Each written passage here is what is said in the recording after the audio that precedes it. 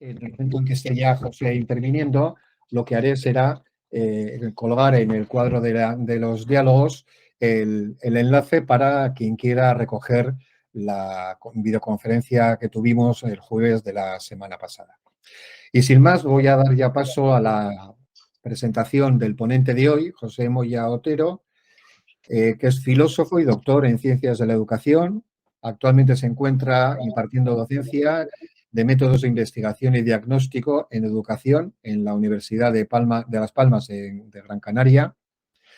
Es una persona que ha dirigido numerosos proyectos de evaluación de programas sociales y educativos, como por ejemplo el proyecto COM, entre otros la evaluación de varias ediciones del programa europeo EQUAL para Canarias o un proyecto de investigación orientado a la creación de un código deontológico para el profesorado de Canarias, financiado por el Consejo Escolar de Canarias. Ha trabajado como experto para el Ministerio de Educación en la coordinación del proyecto COMBAS dentro del programa de cooperación interterritorial para el desarrollo de competencias básicas, de ahí el acrónimo. Entre sus muchas obras destacan La ideología del esfuerzo, La educación como derecho o Capacidad profesional docente, buscando la escuela de nuestro tiempo, entre otras, como digo, innumerables publicaciones. José, gracias por tu participación en la doble faceta, tanto en la de participación en el artículo que conforma el informe, como en la intervención que vas a hacer a partir de ahora. Y este es tu momento y el rato que vamos a escucharte. Gracias por todo. Antes de intervenir, José, por cierto, deciros a los demás que, si no os importa, tened por favor los micrófonos apagados y de las dos formas que os he dicho, bien porque incorporáis preguntas al cuadro de diálogo o porque una vez que acabe la intervención de José podáis entrar sin ningún problema a hacer las preguntas o las reflexiones que queráis. Adelante, José. Bien, Pablo, buenas tardes. Buenas tardes a todos y a todas y muchas gracias por tener, en fin, la amabilidad de compartir conmigo este momento. Yo, como el trabajo formal está hecho y en realidad el texto ya disponen de ello, pues he concebido este encuentro o esta tarde más que nada como una conversación entre personas interesadas o preocupadas por los problemas educativos en la actualidad, ¿no? Entonces, no voy a utilizar una presentación e intentaré usar el tono lo más coloquial posible también y lo menos profesoral posible, ¿no? Para que podamos comunicarnos, yo creo que con más facilidad. Mira, yo cuando Pablo me planteó esta posibilidad, estaba trabajando la idea de hacer una segunda publicación después de la ideología del esfuerzo, que en buena medida pues funcionó bastante bien cuando yo la hice, cuando esa publicación salió.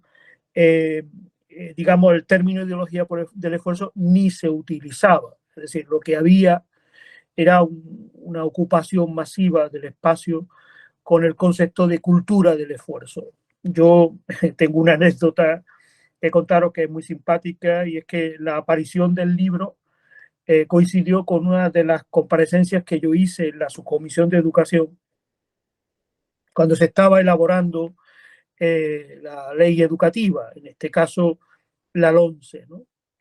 Y recuerdo además que fui el último ponente y cuando utilicé por primera vez en esa presentación la idea de ideología del esfuerzo y las claves que la correspondían, recuerdo la inquietud, el moverse en los bancos del espacio donde estaban situados de los diputados del Partido Popular. Era la primera vez que oían esta expresión y yo creo que se sintieron francamente incómodos. Entonces yo les dije, bueno, no deben molestarse, igual que ustedes han creado el concepto de cultura del esfuerzo, yo creo que es más ajustado utilizar el concepto de ideología del esfuerzo para eso que ustedes denominan cultura. Y por cierto que, en fin, a partir de ahora van a oírlo mucho, porque no va a ser ya solo el que ustedes utilicen de cultura del esfuerzo. Efectivamente, así ha sido. El libro lleva circulando bastante tiempo y ya veo y leo uso del concepto de ideología de esfuerzo que, bueno, me parece que está muy bien, ¿no? Bueno, yo les decía, estaba trabajando en una segunda parte de ese libro y lo que le dije a Pablo es, bueno, vamos a utilizar las cosas en las que ya he ido trabajando, porque creo que viene bien dar un paso más, ¿no? En el libro yo lo que describo son las claves que han hecho posible la construcción de la cultura del esfuerzo. Esta ideología del esfuerzo nace al amparo del gran movimiento de la revolución conservadora que se produce a partir de los años 80, ¿no? Esa revolución tiene todas las claves que aparecen detrás de la idea del esfuerzo. Por ejemplo, por eso a veces resulta muy sencillo de entender para las personas que piensan de este modo que la libertad de elección de los padres, centrar la atención de los alumnos en el esfuerzo y no en el tipo de ayuda que reciben o en las características de sus condiciones de aprendizaje, más algunas otras cosas, o considerando como por ejemplo el esfuerzo por defender a toda costa la opción privada o privatizadora del sistema educativo, todo esto está muy en sintonía. Incluso el uso de las evaluaciones externas, todos los elementos tienen una coherencia interna muy importante, ¿no? Si se fijan, el uso de evaluaciones externas cumple una función que está bien descrita en el libro, que es que sirve de señal, de información acerca de la oferta educativa de los distintos colegios y para que los padres puedan elegir, y una vez que hayan elegido, el resultado de los chicos y de las chicas en ese centro dependerá de su esfuerzo. Como ven, tiene una lógica muy bien construida. Bueno, después de poner en evidencia esa lógica, esa ideología, la lógica de esas ideas, mi interés central estaba en que toda esa ideología del esfuerzo oculta, no hace visible, impide que nos centremos en lo que a mí me parece sustancial, que es la idea de progreso. Es decir, el verdadero sentido de la ideología del esfuerzo para mí es que oculta los grandes avances en educación. Si accedemos a cualquiera de los autores que están en este momento vinculados a esa ideología, y aquí en España es muy famosa una persona que fuera de aquí me parece que tiene poco eco, pero bueno, aquí en España se le escucha mucho, que es esta señora Envit, que es una profesora, una catedrática de literatura española en Suecia, y bueno, acaba de publicar otra cosa recientemente y no cambia no cambia su guión. Bueno, pues al final, cuando tú lees uno y otro de los trabajos dedicados a esta ideología, siempre lo que echas de menos son los grandes avances educativos. O sea, para estas personas, la trayectoria educativa ha sido simplemente el deterioro progresivo de la escuela tradicional. Es decir, lo que ha pasado desde el final de la Segunda Guerra Mundial hasta ahora ha sido básicamente que la escuela tradicional ha ido dejando paso a una serie de instituciones y de ideas que han terminado por acabar con el verdadero sentido de lo que ellos entienden que significa enseñar. Es decir, resulta absolutamente irrelevante el hecho de que cada vez sean más personas las que puedan convertirse en sujetos educables. Yo cuento en el trabajo una pequeña historia, y es que yo era maestro en una escuela en la que me permitió vivir dos momentos críticos, y lo cuento en el libro. Es la primera vez que dos escuelas, una femenina y otra masculina, se convierten en una escuela única. Por tanto, es la aparición de una escuela mixta, por primera vez en ese momento. Y junto con eso, se produce por primera vez la integración de un chico con TDAH y otra persona con síndrome de Down en el mismo centro y en aulas normales.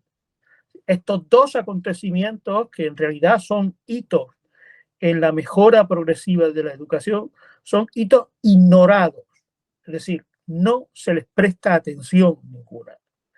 Entonces, el efecto que está produciendo la ideología del esfuerzo en el debate educativo es que al elegir su agenda desvían la atención de los grandes avances. He puesto en ejemplo 2 grandes avances, pero hay otro que es para mí enormemente importante.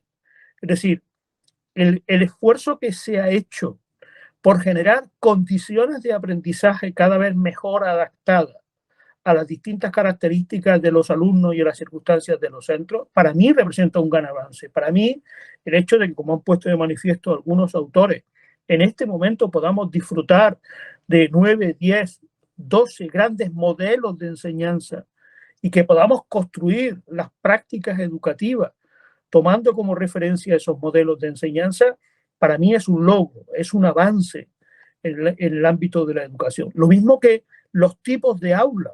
Hemos construido y estamos utilizando tipos de aula muy distintas. Más allá del aula auditorio, tenemos aulas taller o tenemos aulas de talleres de idiomas o tenemos talleres dentro de los centros educativos, con lo cual nuestra respuesta a la diversidad, nuestra respuesta para incluir a cada vez más sujetos educables dentro del ámbito educativo ha sido diversificar las respuestas educativas, tanto en términos de aulas como en términos de modelos de enseñanza. Todo esto queda oculto detrás de la ideología del esfuerzo. No es posible hablar de ello, en modo alguno.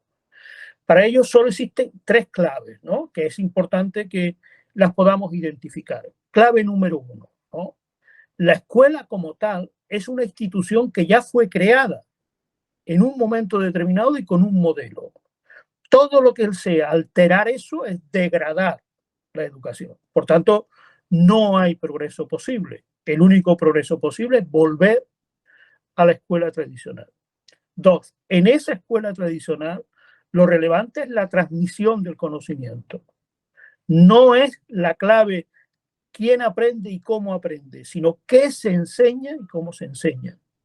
Esta es una cuestión que yo quiero subrayar con detenimiento, porque todos los esfuerzos que hemos hecho por encontrar la fórmula para comunicarnos, para llegar a chicos y a chicas con verdaderas dificultades de aprendizaje, todo esto está oscurecido. Otro ejemplo que para mí es clásico y muy identificable, el hecho de que se considere que atender a chicos con dificultades de aprendizaje es una imposición que le estamos haciendo a los chicos y a las chicas con mejores resultados. Y por lo tanto le estamos robando parte de su tiempo. Bueno, pues esta es para mí la clave que yo quería comentar con ustedes hoy, ¿no? Hay 2 formas de acercamiento a la realidad educativa. En una forma de acercamiento, lo que ponemos de manifiesto es que los cambios, las mejoras, el progreso es posible. Y hay forma de identificarlo con claridad. Una de ellas, la mejor de todas, es que hemos ido ampliando lo que se llama el círculo de personas educables. Eso es el gran avance. Igual que lo es en general el hecho de que hayamos ampliado el círculo de lo que podemos llamar de forma compartida humanidad, o aquello que tenemos en común las personas, ¿no? Pero la otra forma de verlo es una forma estrictamente conservadora, incluso reaccionaria, que es la escuela ya fue inventada, todo lo que hacen ustedes en el fondo es destruir, deteriorar la escuela tradicional. Por tanto, no solo no carece de valor educativo, sino que es un verdadero ataque a la institución escolar, a modo de serlo, ¿no? Estas 2 formas de verlo nos sitúan en marcos diferentes a la hora de analizar la realidad cotidiana. Una de las cosas que yo le decía a Pablo es, no tenemos en realidad un problema de números, es decir, no es cuestión de poner en evidencia con más datos qué está pasando, porque datos tenemos sobradamente, pero el problema es que se ocultan sistemáticamente, es decir, no se hace referencia a ellos en el debate. Por poner un ejemplo, volvemos una y otra vez al fracaso escolar e ignoramos básicamente datos esenciales, como por ejemplo que nuestro país, junto con Corea del Sur, sea el país que más ha progresado en términos educativos en las 2 últimas décadas. Ese es un dato evidente, es un dato que está disponible. Nuestro problema no son los datos, nuestro problema es sustancialmente cómo contamos, cómo hablamos de lo que nos está pasando, en qué relato encajan, qué historia nos cuenta. Y en mi opinión hay solo 2 historias, hay 2 grandes relatos. Un relato conservador y reaccionario es la escuela, de hecho, fue inventada básicamente en el siglo XIX, con todos sus elementos formales y construidos. Y el otro relato, la escuela se construye en una tensión permanente entre lo que es educativo y las personas que pueden ser educadas. De forma que cuando incorporamos nuevos sujetos a la educación, las condiciones iniciales de partida, las condiciones educativas, se adaptan, se modifican y a su vez cuando se modifican las condiciones es posible introducir nuevos sujetos educables. Esto es así y esto es, por decirlo de alguna forma, el motor del progreso educativo. Es la tensión permanente, que diría Thomas Kuhn, la tensión permanente entre educatividad, es decir, las condiciones educativas, y educabilidad, es decir, las características de los sujetos. Verán, yo tengo en mi clase ahora mismo en la facultad 2 alumnas que van a clase con ruedas, con sillas de ruedas, ¿no? Van a clase con una escasa movilidad, pero no solo en las piernas, sino en las piernas y en las manos, salvo que tengan un ordenador delante, prácticamente no pueden hacer nada. Estas 2 personas han salido del sistema educativo, es decir, han recorrido todo el sistema educativo para llegar a la universidad y probablemente van a salir de la universidad. Eso es un inmenso logro. Para que eso sea posible, ha habido que adaptar los espacios educativos. El profesorado ha tenido que modificar algunos de sus elementos esenciales a la hora de trabajar. Por ejemplo, estas personas necesitan que todos los elementos les lleguen a través del ordenador. Algunas de ellas tienen unas dificultades serias de comunicación. Todo esto ha hecho posible que estas personas sean sujetos educables. Esta historia es la que yo creo que nosotros debemos contar. Esta historia, estos relatos, estas historias de vida son las que yo creo que nosotros debemos llevar al debate público. Contar estas historias como contar la historia que relato en el artículo del niño con autismo que después de muchos esfuerzos y gracias a la colaboración del centro educativo, la profesora y la madre, logran que sea atendido y logran que progrese en educación. Este es el relato que yo creo que debemos confrontar con el relato propio de la ideología del esfuerzo. Y yo tengo que decir, desgraciadamente, que en muchas ocasiones he visto incluso como personas supuestamente progresistas en el ámbito político aceptan y proponen algunos elementos que son propios de la ideología del esfuerzo y lo asumen con naturalidad, como si no pasara nada. Y en cambio les veo muy poco comprometidos con contar este tipo de historias, que son las que ponen de manifiesto de verdad el auténtico progreso en educación. Esto es lo que yo quería compartir con ustedes a partir de ese libro, a partir del trabajo que hemos publicado en el informe y de lo que confío termine siendo un nuevo libro que sería una versión nueva de la ideología del esfuerzo, en este caso centrado en el progreso educativo. Lo que pretendo hacer y me gustaría poder desarrollar es responder a una pregunta y es si progresa la educación. No sé si ustedes se han planteado alguna vez esa pregunta. A mí me ocupa mucho tiempo darle vueltas a esa pregunta y trato de acumular argumentos que pongan de manifiesto que hay un verdadero progreso de la educación.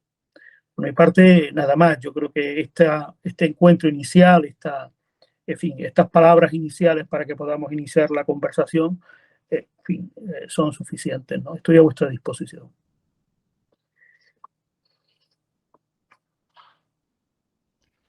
Gracias, José. Yo voy a entrar espero que con cierta polémica, porque creo que es además sería bueno para precisamente todo lo que estás informando y contando. Eh, Voy a hablar del artículo que publicaron tres profesores de secundaria, allá por, creo que fue finales del curso pasado, en mayo, me parece que era del año 22, que titularon Manifiesto por la enseñanza como bien público, contra la LOMLOE y las leyes precedentes. Y en vez de parecer un único documento escrito pues, por tres personas disconformes con una situación que están en pleno derecho de hacer esa reflexión, pues como digo, de forma extraña se fueron adhiriendo pues, un sinfín de personalidades y de gente del mundo de la enseñanza con mucho pedigrí, ¿no? No querría yo citar unos por dejar otros, pero hay algunos nombres que dan la sensación de que están en estas guerras, han estado en otras muchas y sin embargo sorprenden que hayan hecho un manifiesto o que se adhieran en un manifiesto donde todo parece entender e indicar que se vuelve o se quiere volver a una escuela tradicional en la línea de lo que estabas mencionando tú, y que, bueno, al margen de las dudas contra la LOMLOE que puedan tener, como cualquier ley que se tarda su tiempo en ser más o menos aceptada, se ha convertido o se está convirtiendo en una especie de punta de lanza para ir en contra de precisamente esa cultura de progreso que parece que estás manifestando tú. ¿Tienes alguna opinión al respecto, José, con el texto que estoy mencionando? Sí, Pablo, yo bueno, tengo que decir que a mí todo el proceso de elaboración del manifiesto y su llegada al ámbito público me ha preocupado muchísimo. Si ves en este momento lo que hay en la página de change.org, que es donde se puede uno suscribir o no a este manifiesto, en este momento hay más de 23.000 firmas. Y no solo me interesan las firmas, me interesa particularmente luego los mensajes vinculados al manifiesto, que si pinchan ustedes los van desarrollando, son mensajes muy significativos. Bueno, todos los mensajes tienen en común dar credibilidad y haber aceptado este relato conservador.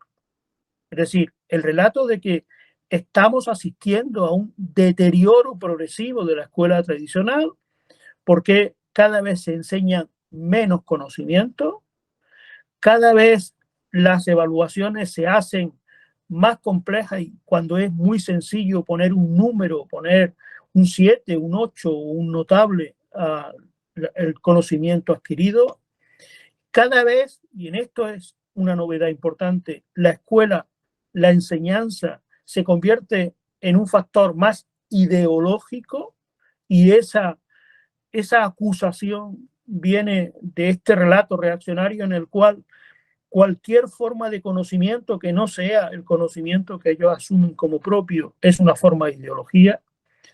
Y me preocupa no solo por el contenido, ¿no? Me preocupa porque las personas que los han suscrito en alguna medida son personas de las cuales en su ámbito de trabajo intelectual son personas, digamos, muy inteligentes, muy razonables, con una excelente preparación.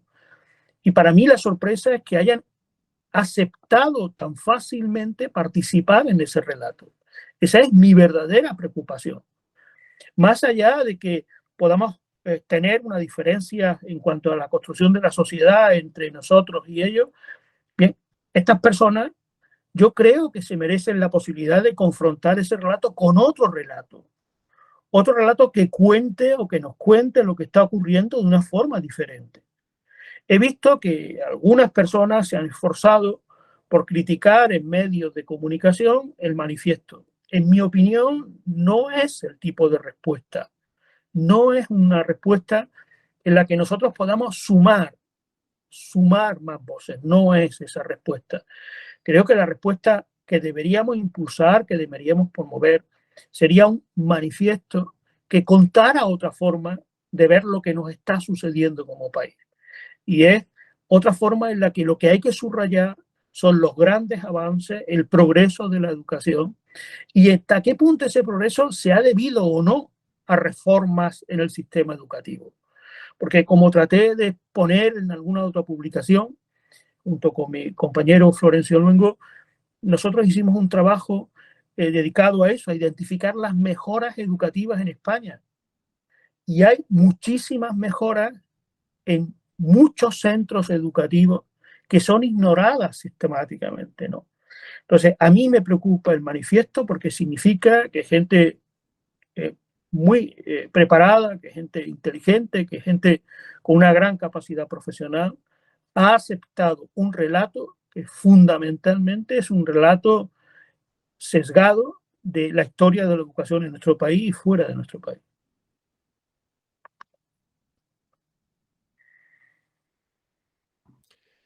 Sí, es que, incidiendo en lo que estás diciendo, como tú bien dices, además, sin poner en duda la valía intelectual y el trabajo que han venido haciendo muchas de las personas que acaban suscribiendo este manifiesto, es que en los 7 puntos que mencionan, en el mismo, bueno, hay algunas cuestiones que, como bien dices, inciden en lo negativo que tiene o que tiene en estos momentos o que ha tenido en otro momento la enseñanza la enseñanza escolar en España y que, sin embargo, la ley, la LOMCE como tal, la LOMLOE como tal, no ha sido capaz de modificar en ningún momento, en opinión de los suscribientes, de las personas que suscriben el artículo, ¿no?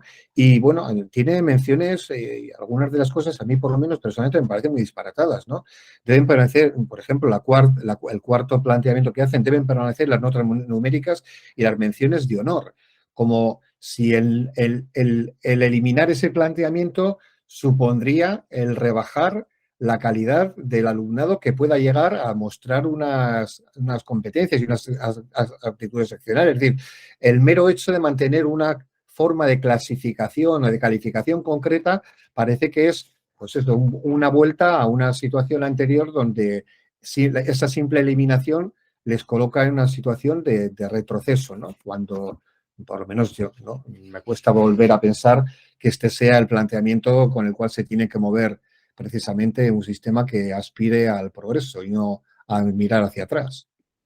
Claro, el problema es que estas personas y otras muchas que a lo mejor pueden pensar de forma distinta, no han accedido a un relato claro, sencillo, de los grandes progresos que se han producido en educación. Y por tanto, no pueden, y de hecho no defienden públicamente ninguno de esos logros. No es posible hacerlo porque en realidad en el debate público lo que está y lo que se coloca siempre es la agenda de estas personas, es sus 4 o 5 o 6 cuestiones que les merece la pena, ¿no? En cambio, nosotros no logramos una situación similar, no lo logramos. Fijaros bien, la aparición de la LOMLOE tiene que ver con 2 cosas, ¿no? Una, básicamente, retrotraer los cambios propuestos por la ley BER y colocarnos de nuevo en el punto de partida que fue la LOE.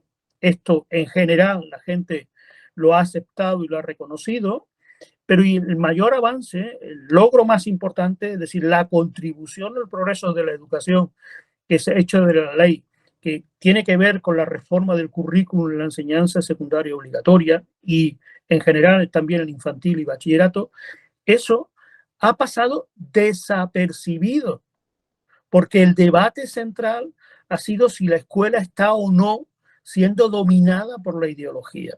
Fijaros bien, en este momento, si hiciéramos atención a los llamamientos, prestáramos atención a los llamamientos de los organismos internacionales, especialmente de la ONU, el problema por excelencia, desde el punto de vista educativo, es cómo favorecer, cómo construir modos de vida sostenibles.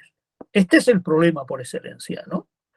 Y esto es un llamamiento expreso de la ONU. En la Agenda para el Desarrollo Sostenible, la Agenda 2030, hay una meta, la meta 4.7, que pide expresamente a los países que han suscrito el acuerdo que renueven los conocimientos teóricos y prácticos que ofrecen en sus sistemas educativos para crear estilos de vida sostenibles. Este es el problema central desde el punto de vista de un organismo tan relevante como es la ONU.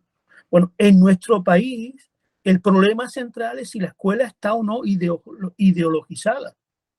De nuevo vuelve a ocurrir lo de siempre, es decir, digamos, los partidos conservadores estrechan el marco de discusión hasta llevarlo solo a las 2, 3, 4 o 5 cuestiones que a su juicio son las que están deteriorando la escuela tradicional y dejan fuera todos los problemas a nivel nacional, internacional o, como el caso que les estoy contando, a nivel global. Si eso se produce, lo que queda fuera es la posibilidad misma de que la educación progrese.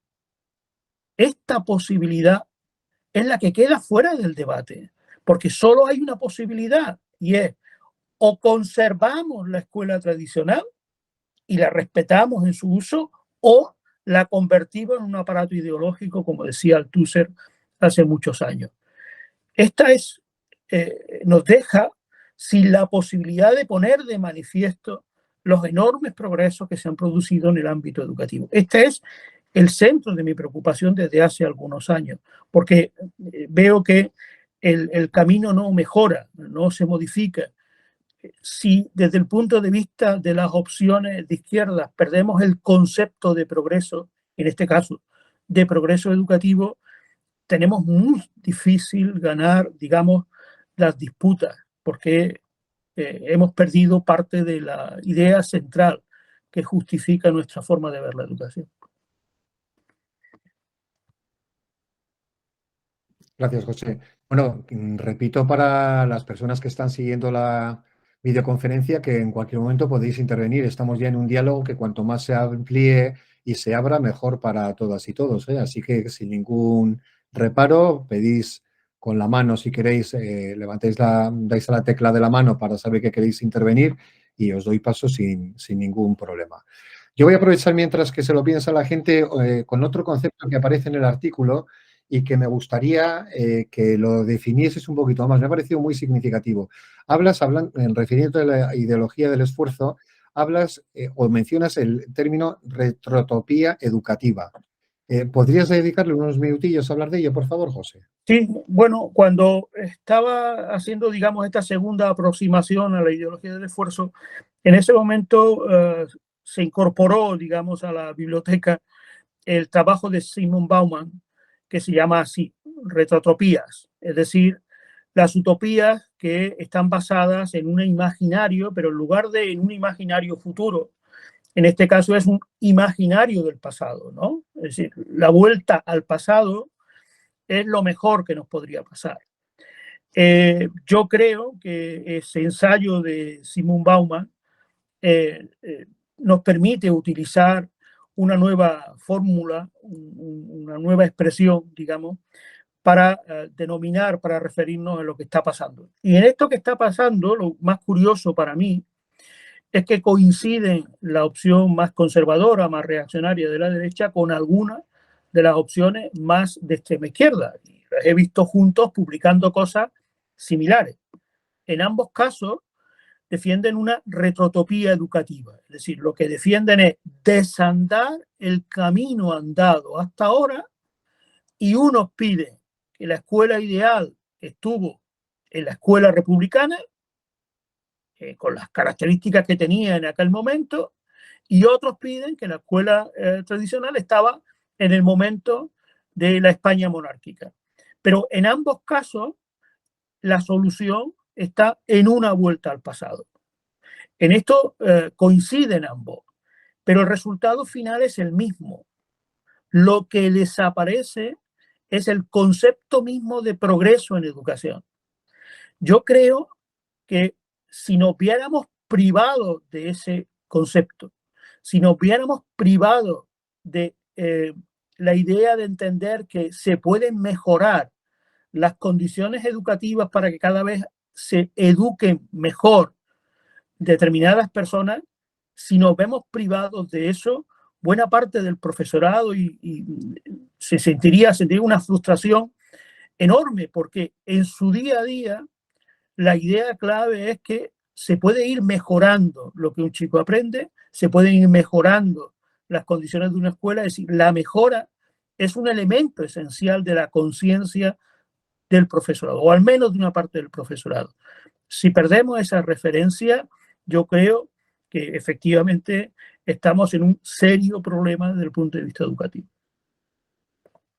Gracias, José. Bueno, ya hay dos manos levantadas por el orden de aparición. Cristina y Buru, cuando queráis. Acordaos de abrir el micrófono, por favor. Hola, buenas tardes. Lo primero, disculparme por la conexión, pero tengo a mi hija trabajando en el ordenador, ¿vale? Yo quería comentaros al hilo, bueno, de lo que estáis hablando, ¿no? A mí no deja de sorprenderme cómo el profesorado sigue atrincherado en ese modelo de escuela, como tú dices, de donde es importante la calificación puramente cuantitativa de los saberes, ¿eh? Pero todavía me preocupa más ese nuevo profesorado que accede a la función pública, que es joven y mantiene esa misma idea. ¿Qué está ocurriendo para que este profesorado joven no sea el adalid de los cambios? Porque la gente de mi generación, cualquier reforma educativa que llegaba la vivíamos con una intensidad terrible. Pensábamos siempre que era para mejorar y, como tú dices, la ampliación de los sujetos educables, cómo ha cambiado la educación. Cuando tú lo ves ya desde la edad que yo tengo, más próxima a un escenario de jubilación, ¿no? Donde tú ves todos los cambios que ha ocurrido cuando empezábamos al principio a dar clase y cuando tú estás ahora y ves esta diversidad en el aula, esta riqueza que tiene el aula ahora, ¿no? Y sin embargo, ves este colectivo de gente joven que llega con estas ideas tan antiguas todavía. ¿Cómo podemos solucionar eso? ¿Dónde está el germen de eso? ¿Qué está pasando para que entren estos compañeros así? Hagan una programación didáctica y una unidad didáctica en un tribunal muy bonita, muy formal, muy para aquí, muy para allá, para que le pongas el 5 y cuando llegan al aula, llegan al centro, te encuentran con unos postulados absolutamente retrógrados. ¿Qué pasa con esto? ¿Cómo solucionamos esto? Bueno, yo Cristina. tengo una opinión acerca de lo que puede estar pasando y esto tiene que ver con la idea de que estamos perdiendo el relato, estamos perdiendo la capacidad de transmitir una visión progresista de la educación a las nuevas generaciones. Y en cambio, el sector conservador está ganando el relato y cada vez son más las personas que asumen que todo lo que les proponemos desde un punto de vista progresista es muy complicado, eso no se puede hacer, la escuela no está para eso o no sirve para eso y por tanto lo que tenemos que hacer es ir cada vez a lo más simple.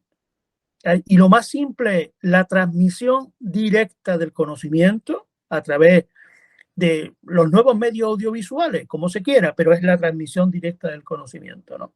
Entonces, desde el punto de vista de cómo se puede resolver esto, en mi opinión, la primera está claro, es decir, hay que construir un relato compartido que más allá de las pequeñas diferencias que pueda haber entre nosotros, hay un relato común en toda una visión progresista de la educación y por tanto ese relato tiene que tener la misma fuerza que está ganando en este momento el relato conservador, que repito, deja fuera del discurso público el concepto de progreso.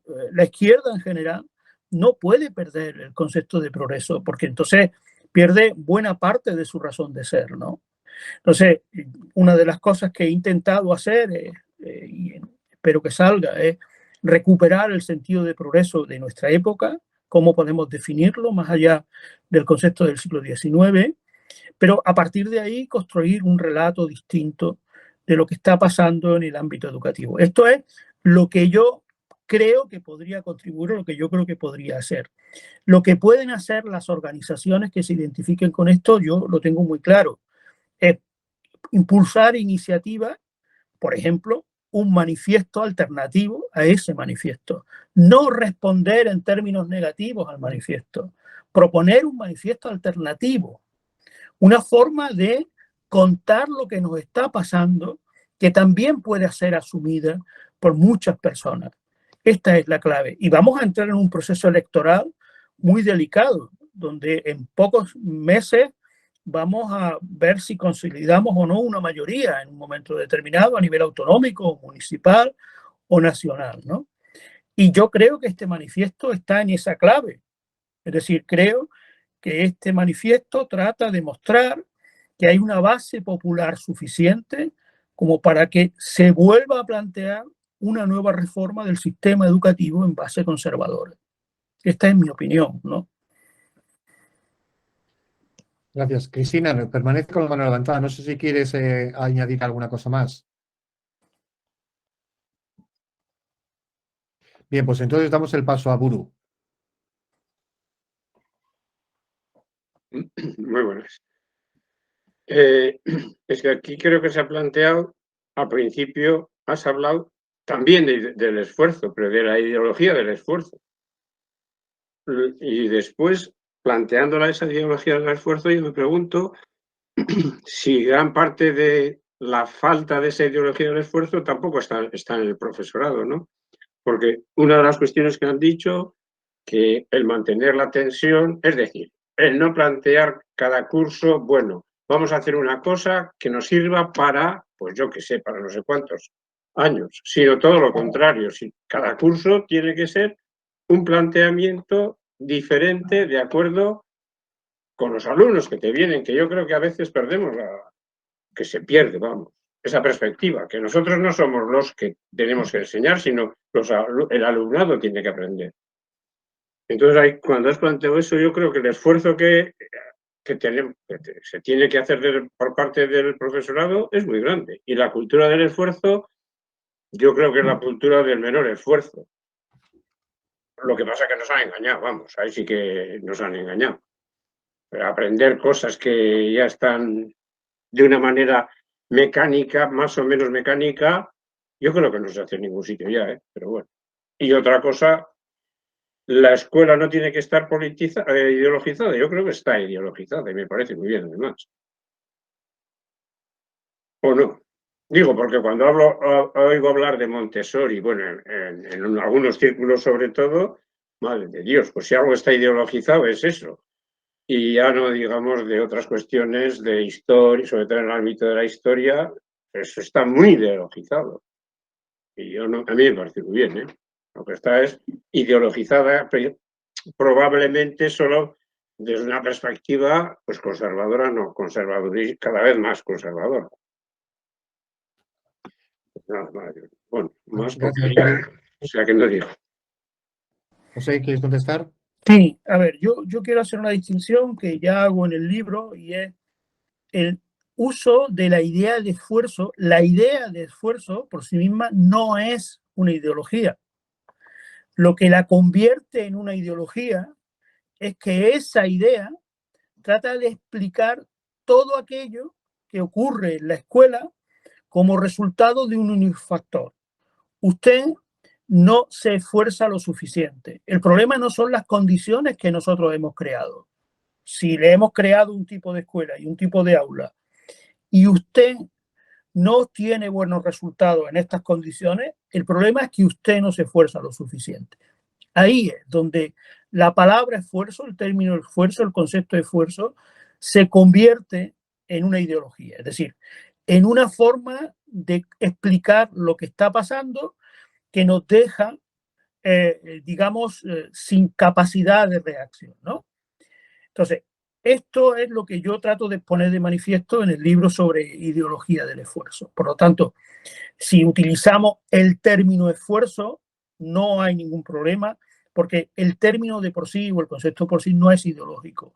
Lo que es el uso ideológico del concepto es cuando se convierte en la razón de ser, en el factor decisivo, en la clave por las cuales las cosas no funcionan. Las cosas no funcionan porque el alumno no se esfuerza lo suficiente. Mirad, yo desde este punto de vista creo que hay una de las cosas más infames que se ha producido en este país y que ha pasado prácticamente desapercibida. Es que en la LOMCE se vincula la posibilidad de acceder a ayudas educativas, apoyos educativos, se vincula, dice literalmente, a que esas dificultades de aprendizaje no se deban a falta de estudio o esfuerzo. Eso es infame. Aparece en una ley educativa y en nuestro país nadie lo ha subrayado, pero aparecía así. Entonces, esto es lo que quiero decir cuando el esfuerzo se ha convertido en la pieza, en la clave de toda una ideología, ¿vale? ¿Qué alternativa podemos tener a eso?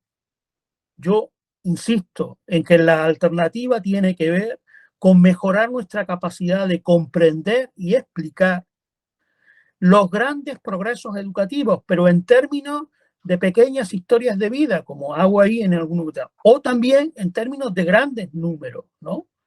Por ejemplo, en este momento, en general, 8 de cada 10 alumnos, 8 de cada 10 alumnos tienen al menos, acceden al menos al bachillerato. Esto prácticamente significa de nuevo la universalización del bachillerato. Este es un inmenso logro que nosotros no subrayamos lo suficiente. Es un inmenso logro en términos generacionales, ¿no? A mí lo que me llama la atención del uso que hace de la ideología en general la derecha es que es un uso muy particular, que no es nuevo, que no es nuevo, que es un uso que se hizo en el siglo XIX, a la vez que nacía el concepto de ideología de Marx, que por cierto se ha transformado muchísimo. La derecha conservadora o los conservadores, los pensadores conservadores en general, entendían que toda propuesta social que estaba basada en ideas nuevas o en teorías nuevas que no respetaban la tradición eran ideología. Aquí hay un uso muy característico, digamos, para Marx, lo contrario de la ideología es el conocimiento. Pero para los pensadores conservadores, lo contrario de la ideología es la tradición. Entonces, no es baladí el uso que estas personas hacen del término ideología. Ellos consideran que las teorías de Piaget o la teoría de Dewey, como queramos llamarlo, las teorías de cualquiera de los que llamamos, entre comillas, pensadores de la escuela moderna, son literalmente ideología. Y se aproximan a ellas de esta forma. ¿Por qué? Básicamente porque lo que tienen que preservar es la cultura tradicional de la escuela. Cualquier cosa que lo modifique es una ideología. Fijaros bien, nosotros no utilizamos el concepto de ideología de esa forma, ¿no?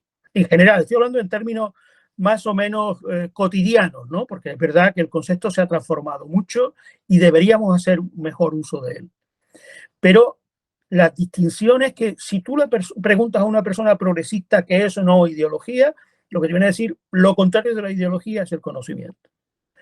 Pero si le preguntas a una persona conservadora, lo que te viene a decir, todo lo que no es tradición, todo lo que no es cultura tradicional, es ideología. Y eso cabe ahí, todas las teorías más o menos progresistas están en la misma caja. Este es el uso que ellos hacen del término ideología. Ricardo, cuando quieras. Sí. Hola, buenas tardes a todos. Y hay una cosa, bueno, hay dos cosas que no veo claras, o mejor dicho, una sí la veo muy clara y la otra no me gusta. Sí veo clara una cuestión y creo que es negativo para avanzar en absolutamente nada, que la escuela, la educación, la enseñanza se ha convertido desde hace bastante tiempo y ahí lo que se le comentaba como progresismo ha influido, yo creo que en ese sentido bastante negativamente. Lo ha convertido en una especie de pasarela de modas. Y yo creo que eso está quemando la educación. Me voy a intentar explicar un poco mejor. Yo he tenido durante bastantes años actividad educativa, ahora ya no, actividad docente me refiero, y he visto pasar modas de cómo debiéramos enseñar o cómo debieran aprender nuestros alumnos. No me importa tanto en estos momentos el punto de vista.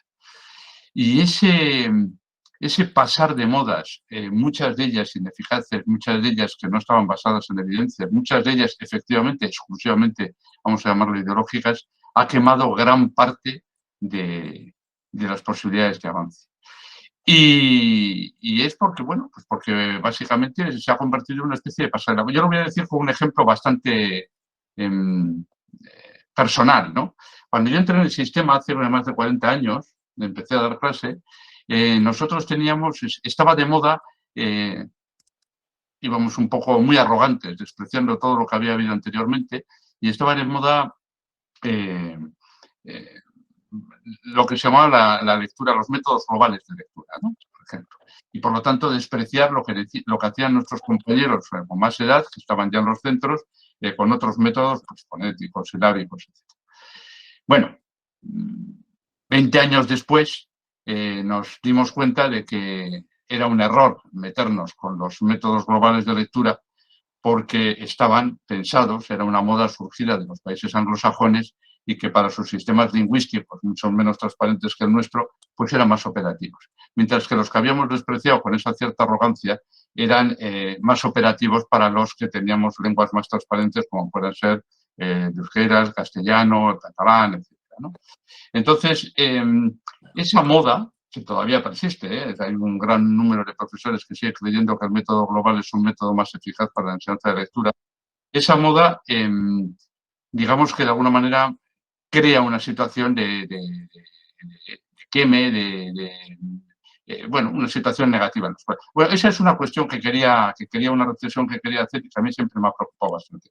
Bueno, no quiero enrollarme más porque me parece mucho más interesante la otra, que ahí sí que estoy bastante en desacuerdo con el ponente del debate de hoy. Yo no creo que se trate de hacer propuestas alternativas. Es más, creo que precisamente el error es ir hacia propuestas alternativas.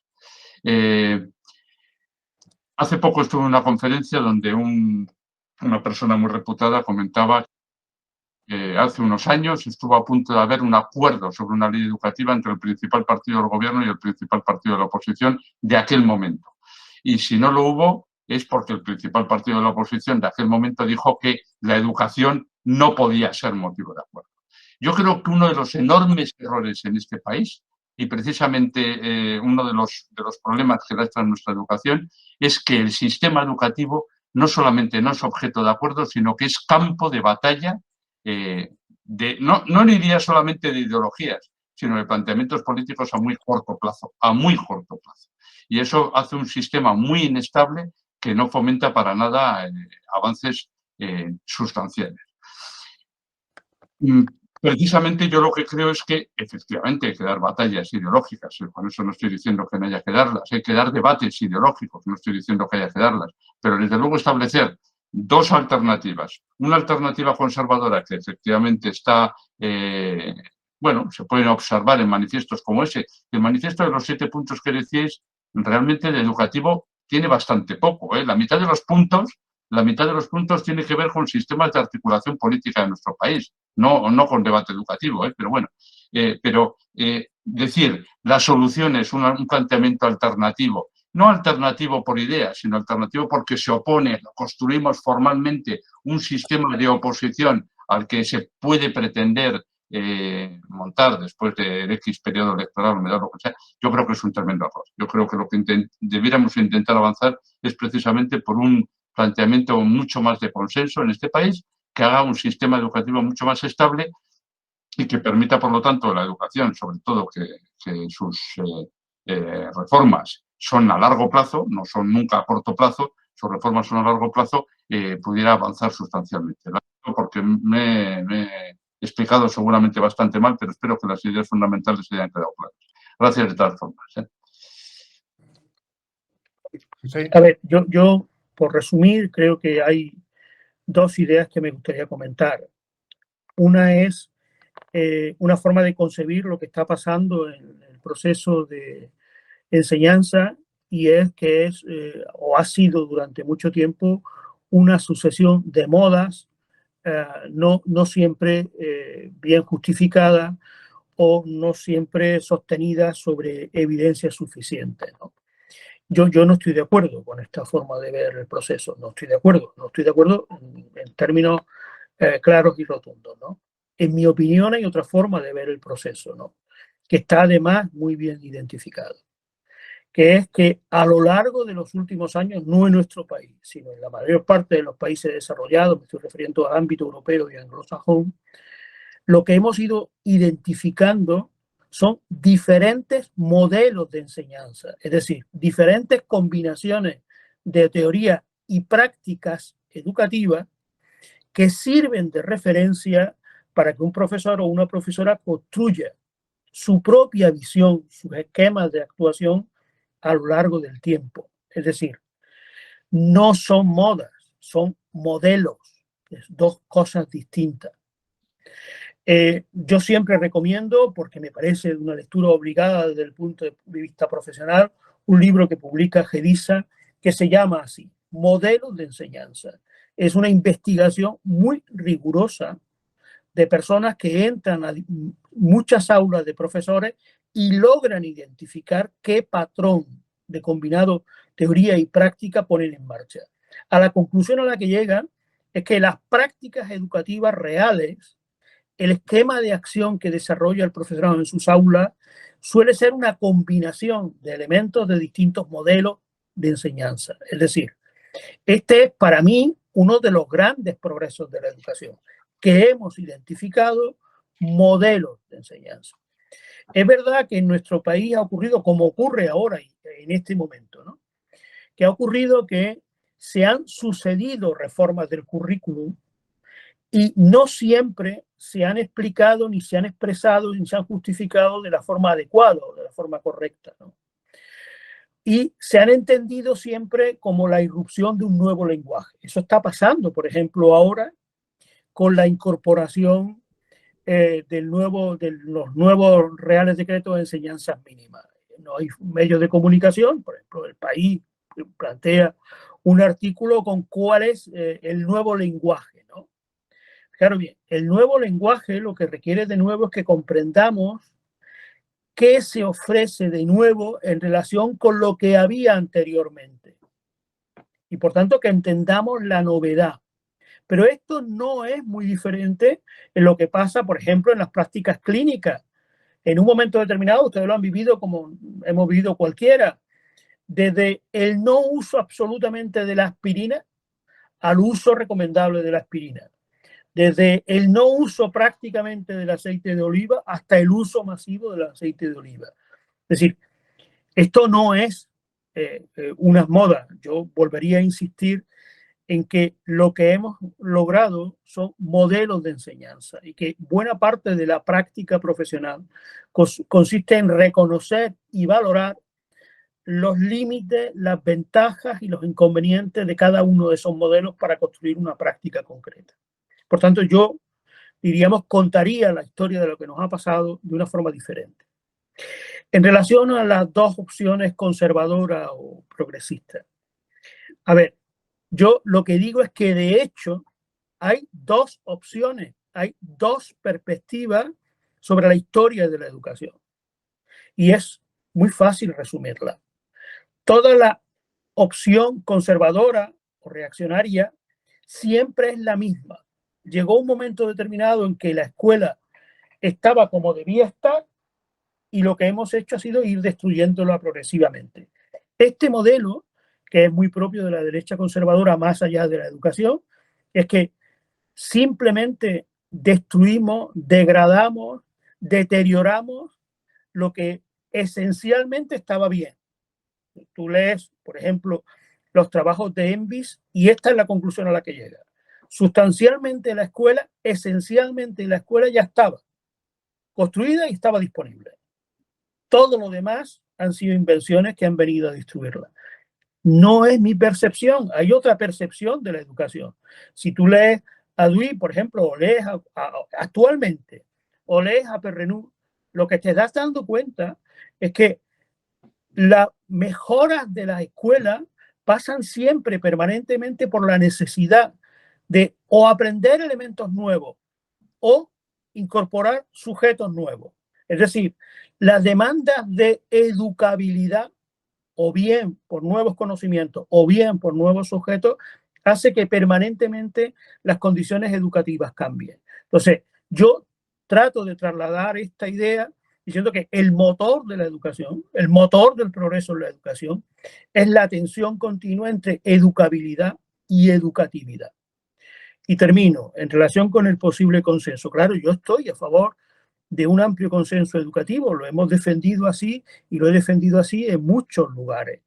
Y en el ámbito del currículum, yo tengo una propuesta concreta que he defendido muchas veces y es aceptar el mejor modelo que hay en nuestro país. Mire, hay un currículum que no se discute nunca.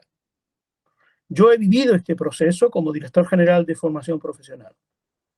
Son los títulos de FP. El proceso para construir un título de FP está muy bien definido. ¿Quién toma la iniciativa? ¿En qué momento? ¿Cuándo se aprueba? Todo esto está muy bien definido. Y además se añade, y sabemos que además es temporal, que solo va a durar un tiempo y que en ese momento esté quien en el gobierno tiene que impulsar una nueva reforma del título. Esto no lo pone nadie en nuestro país en duda. Bueno, pues mi alternativa es muy sencilla. Hay que crear un instituto similar a ese, el Instituto de Cualificaciones IFP, que se responsabilice de los procesos de construcción del currículum prescrito, siguiendo exactamente un modelo parecido. Esto evitaría que las discusiones sobre el currículum se convirtieran en discusiones partidistas, porque de hecho eso es lo que ocurre con los títulos de FP. No hay discusiones partidistas sobre los títulos de FP. Gracias, José. Hay una mano más levantada. JM León, cuando quieras, por favor, activa tu micrófono.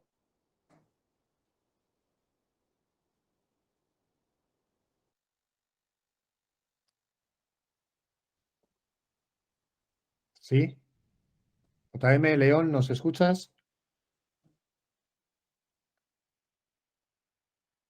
Bueno, pues parece que en estos momentos no tiene acceso. Sí, ¿me escucháis ahora? Sí, adelante. Perdón, no daba con la tecla.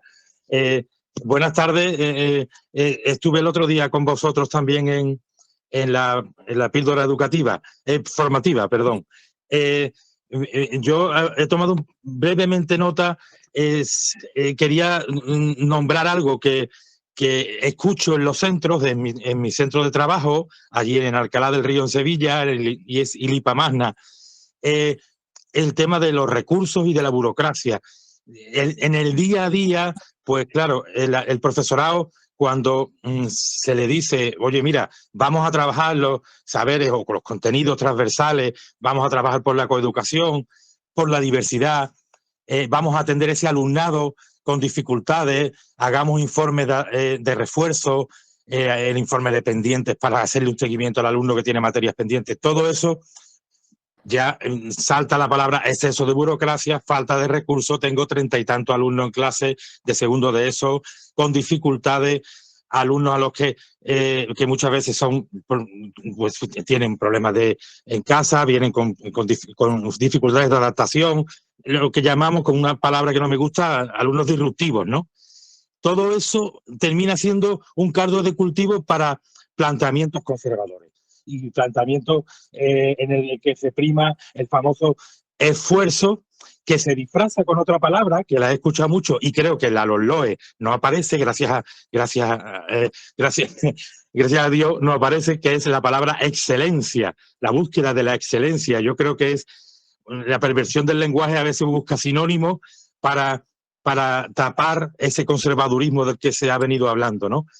Y bueno, todo esto me sorprende además como compañeros de izquierda tradicionalmente, en artículos digitales, compañeros que escriben, que reflexionan sobre la historia, sobre la memoria, escriben cosas como el estudio y el esfuerzo está en la esencia de la izquierda clásica, y lo hacen desde una perspectiva, argumentan esta frase, por ejemplo, desde una perspectiva pues muy conservadora, en la que yo creo que no recuerdan que en la esencia de la izquierda clásica está la búsqueda de la equidad, de la igualdad y de la atención a la diversidad. Todavía recuerdo aquel famoso libro blanco por la educación que lanzó Comisiones Obreras cuando era secretario general en Andalucía José Campos. Por lo tanto, me preocupa a mí especialmente en el día a día del trabajo esa vuelta a planteamientos que se vienen diciendo aquí, conservadores, de disciplina, en el sentido de lo expulso y ojalá no vuelva, y eso lo he oído yo en la sala de profesores, por desgracia, lo expulsamos y ojalá no vuelva. Después lo ves a las 8 de la mañana a ese alumno paseando por la calle con otros muchachos, ¿no? Probablemente pues socializándose de mala manera. En el día a día, sinceramente, esta falta de recursos, este exceso de burocracia, se está convirtiendo en un argumento para la derecha sindical, lo voy a decir así de claro, y para la ultraderecha, que cada vez más en sus argumentos los escucha en bocas de alumnos de segundo y tercero de eso, que se dice pronto. Argumentos muy fuertes que ya has oído institucionalmente en los medios, en los medios, ¿no? De información. Bueno, no me entretengo más y no quiero hacerme copar el debate ni esto, ¿no? Muchísimas gracias por vuestras reflexiones. Bueno, yo agradezco esta intervención, como agradezco las anteriores, trato de trasladarles mi punto de vista. Yo concibo esto como un diálogo, como una conversación en la que podemos ver las cosas diferentes. Yo entiendo y estoy de acuerdo con que esas dificultades en las condiciones laborales del profesorado y en las limitaciones que tiene de recursos para poder abordar algunos problemas educativos, tienen luego siempre una traducción, digamos, en el sentido en que lo has dicho, ¿no? Se convierten en una gran justificación para una respuesta más o menos conservadora, ¿no? Es verdad que eso ocurre en algunos centros y también es verdad que hay otros muchos en los que aprovechan esas oportunidades para ir introduciendo mejoras. No hay una respuesta única, ¿no? En relación con algunas claves que se están produciendo, que estaban en la LONCE, por decirlo de alguna forma, que no estaban en la LOE y que no están en la LOE. A mí me gusta explicar esto con una diferencia. Mirad, hay un término que era muy importante en la LOE, en la LONCE, que era el término talento. Ahora se utiliza indiscriminadamente por la derecha y la izquierda. Desde el punto de vista educativo es un término que no aparecía ni en la LOE ni en la LOE. ¿Por qué? Básicamente porque la idea de talento está basada en el valor económico de las actitudes que una persona ya posee. Esto es lo que designa el término talento. Pero el centro de atención en la LOE y en la LOE son las necesidades educativas. Lo que hace la educación es contribuir al desarrollo de las personas satisfaciendo sus necesidades educativas. No cultiva los talentos. Es decir, no cultiva la utilización o dándole valor económico a aquellos talentos naturales que una persona posee. No. Yo recuerdo muchas veces, porque lo viví en vivo y en directo durante muchas conferencias de educación, al señor Bert decir, no, si no hay nada más democrático que el talento está muy distribuido, todos tenemos talento y por tanto lo que hay que hacer es cultivar el talento de cada uno. Lo que nunca mencionaba es, todos tenemos necesidades educativas, todos necesitamos que a través de la cultura podamos desarrollar una personalidad, podamos contribuir a unos proyectos de vida. Es decir, desaparece automáticamente el término necesidad educativa e irrumpe el término talento. He aquí otra cuestión que a mi juicio merece una seria reflexión por parte de la izquierda, porque yo conozco muchos líderes del ámbito educativo en muchas consejerías de educación que utilizan sin ningún problema tanto esfuerzo como talento en el sentido ideológico que le da la derecha conservadora. Y no hay nada que sea más claro que cuando tú ya has interiorizado esos elementos ideológicos, el resto digamos, señal por añadidura, porque tú has perdido el debate de las ideas, ¿no? A mí particularmente siempre me ha interesado mucho.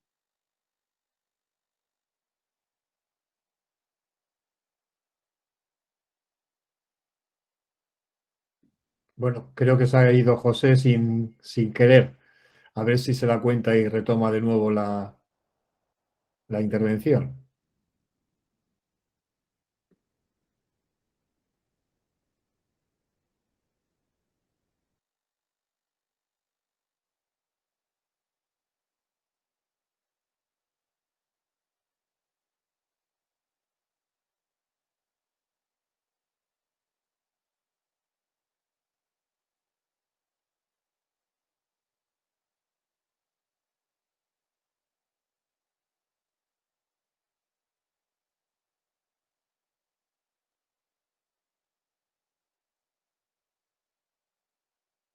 Decía, no sé por qué se cortó, pero se cortó. Sí, sí, se ha cortado un par de minutos, José, sí. Vale, nada, simplemente yo no quiero prolongarme más en esto. A mí me resulta de interés, ¿no? Insistir sobre una idea. Tenemos que ser muy conscientes de cómo contamos lo que nos está ocurriendo, cómo trasladamos a otras generaciones lo que está ocurriendo, y tenemos que ser muy conscientes de la importancia que tiene en este modo de contar la idea de progreso. Perder la idea de progreso es perder algunos de los elementos esenciales de la educación. Muy bien, José. Muchas gracias. No hay más manos de momento levantadas. Yo creo que es buen momento también para ir finalizando esta conversación.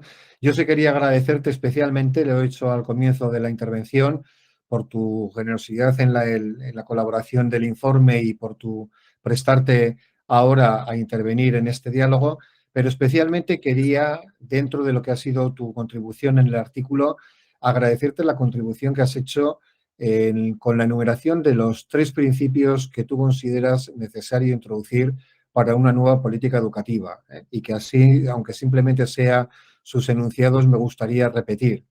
El principio de inclusividad y equitativa distribución de las oportunidades de aprendizaje, el principio de integridad institucional y corresponsabilidad democrática y el principio de reflexividad y profesionalización de la práctica educativa. Francamente, me parece que es una aportación muy valiosa. Creo que sobre esto, como sobre otras muchas cosas, incluida la propia ley, va a haber que dar un tiempo para que se asiente y seamos capaces de ir asumiendo todos los cambios que se pueden propiciar a través de este nuevo proyecto normativo. Y en ese sentido, insistir en el agradecimiento por tu contribución y por la disponibilidad que has manifestado en todo este tiempo. Y al resto de los compañeros y compañeras que os habéis conectado, de nuevo agradeceros, pedir disculpas porque he visto que ha habido un problema con el enlace de contacto. Deciros que conservéis el que os he dado ahora, el que estáis ahora, porque es donde van a seguir el resto de las intervenciones que se hagan en las próximas fechas. Anunciaros que la siguiente ya será el próximo jueves también, el día 16 de febrero. En este caso, perdón, el día 2 de febrero, no el 16, que el 16 habrá otra.